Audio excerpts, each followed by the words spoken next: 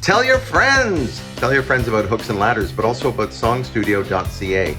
You can get all kinds of information about songwriting, tips, and all kinds of stuff. Anyway, like, follow, and subscribe. That's what we need. That's what you need.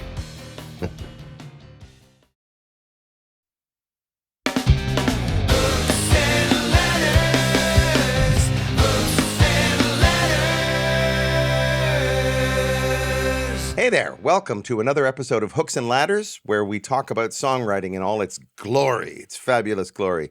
Speaking of fabulous glory, my name is Blair Packham. And my name is Allister Bradley.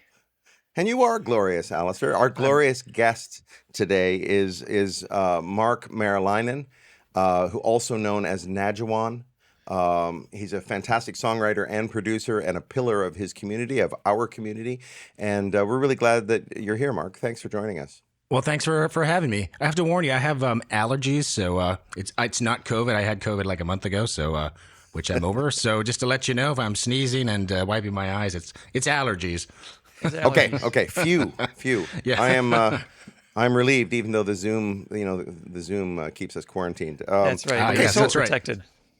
Since you are a producer as well as a songwriter and an artist, I'm curious how, and both Allister and I produce as well as write songs. So, but how does it manifest for you? Like, what's the difference between producing yourself and being produced by someone else?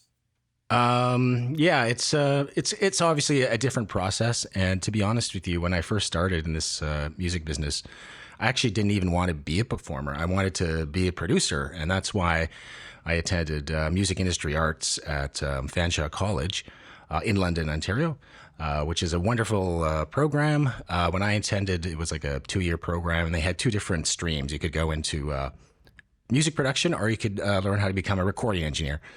So the first year of that program was mainly, it was kind of like overlap of both sort of programs. So you did some producing, they, brushed you up on your lead sheets and, sight reading, as well as there was a lot of technical and, engineering stuff they taught you.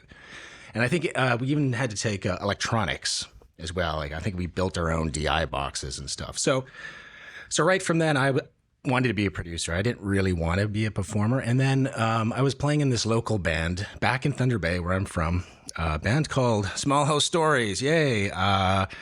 And that summer, we went on to win like the local like Battle of the Bands or whatever you call it. So we ended up getting like a recording contract out of it. And then moving forward, I was a performer.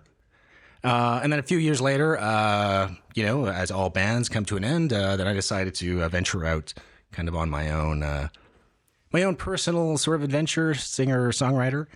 And I wanted to write more songs that were more about, different issues. At the time, the Oka crisis was going on, and I didn't really want to write songs about love and, boy meets girl and all that kind of thing. So I started producing, of course, my own demos and songs, because, when you're first starting out, it's hard to attract, say, a big-time producer or any producer that would be interested in your stuff. So a lot of it is trial and error, I think, for yourself. And sometimes it's hard to, be a good judge, I think, of what you're doing. And that's where an effective producer would come in to kind of stop you from making certain decisions, we'll say. I think we've all been there producing ourselves. Like, we think everything we do is so awesome, right? So I think when you're producing someone else, you don't have that, you have more objectivity because you're not really emotionally tied to that song or that project. Because when you're first starting out writing, especially, you think everything you do is great, and you're not making any mistakes, and you want that, you think that 10-minute song is okay when really it isn't, right? So it's good to learn how to edit yourself. But yeah, producing someone else, like I said, I think I could be more objective because I'm not emotionally tied to it, and I'm looking at it objectively, for songwriting structure and melody and, chord arrangements and all that kind of thing. As well as, I usually like to have a really good conversation with the artist before I even start getting into the project. Like, what's the song about, and what sort of emotional content have they put into it as well? Because I can't really read their minds, so often I'm guessing sometimes what they might be thinking. So yeah, that's it. And it's always fun working with different artists in different genres because there are things that I may do production-wise with them that may not suit my own material. And there's a lot of things I like to try out that I know that don't work for myself, but will work for someone else. Say, for example, I'm producing, like a funk band. Well, I don't really do funk, so that gives me a chance to kind of, exercise those muscles as well. And that's why I like working with different artists from different genres, because it's always an interesting experience. It keeps it interesting. And I'm always learning something from them that I take back and I use, in a future production for myself or other artists as well. So it's a really interesting process, and everyone is different. Like even every album that I produce for myself, every process and approach is different depending on what I'm doing, of course, and what the songs are about or what the album's about. Right. Yeah. So with other artists, same thing. It's a different process. So it's kind of hard to say. On every album I do these, A, B, and C. Right. But it's interesting you said, that as a songwriter, we love everything we do, because I'm at a different stage. I'm at the stage where I hate everything I do. Oh, do you? And so for me, when I produce myself, I can cause I just get stuck. Mm-hmm. But I've found that with a producer producing me, there's a couple of things going on, and I'll ask you about this. One is, Sure. how do you trust them? How do you decide that? How do you even find someone who you trust? But also, I have to step like way back, even as a songwriter, in order to let them tell me that something actually is pretty good. Right. So how if you're being produced by somebody else, or do you have that experience? Like, because you're a producer, you're an accomplished producer. Do you, have you ever given yourself over? I think you have to learn how to do that. It's very hard to do that, like I said, especially when you're starting out. And I think a lot of emerging and new artists have certain insecurities where they may not give up that trust or control to a producer, 100%. And a lot of times I'll see, new artists kind of butting heads with producers, even though their ideas are solid and they're trying to guide that artist, onto the path to success. Mm-hmm. It took me a while to learn that. I worked early in my career with a great producer, Ron Skinner, who works for CBC, and he runs Heading North Mastering, and he does a bunch of other great things. So I trusted him, implicitly, because I think you have to have a good chemistry between the artist and the producer as well. If you don't, I don't think that project will be successful no matter what you do. And that's why, like I said earlier, I like to meet, with the artist for about a week before the project, even just hang out, go out for coffee, and kind of learn what their personality is like. Because it's personalities sometimes that clash in the studio and even the songwriting process as well. So you got to have that kind of chemistry. And once you have that chemistry, I think that trust then comes naturally. And as an artist, hopefully you try to seek out a producer that you've listened to their previous work, the artist that they've worked with, and you like what they've did, whether it was production-wise or whatever it is that you're looking for. And then you try to seek out those people. And then as a producer, there are certain artists that I want to work with. And even like new artists that approach me, I'll check out their material online and stuff, which is pretty easy now with streaming services.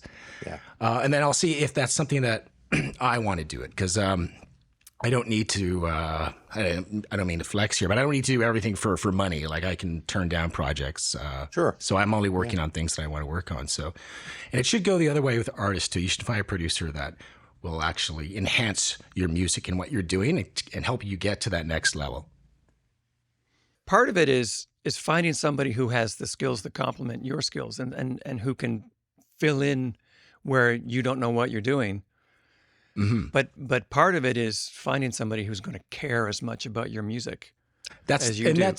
And that's the big thing there. You have to find someone who is putting the equal amount of investment into the project, not just financially, of course, but emotionally and time wise, and dedication to making that project a success as well. So, and that's really hard to find, and that goes both ways, because even I think a lot of artists just kind of want to be there already. like they want to be famous or they want to have that album on the top 10 or whatever their goal is, and not realizing there's a whole bunch of other steps that comes with, you know, writing that song and then getting it out to the market. Have you ever, as a producer, found yourself in the position, if we're talking about the producer half of your brain versus the artist half of your brain, if we could divide it left and right. Sure.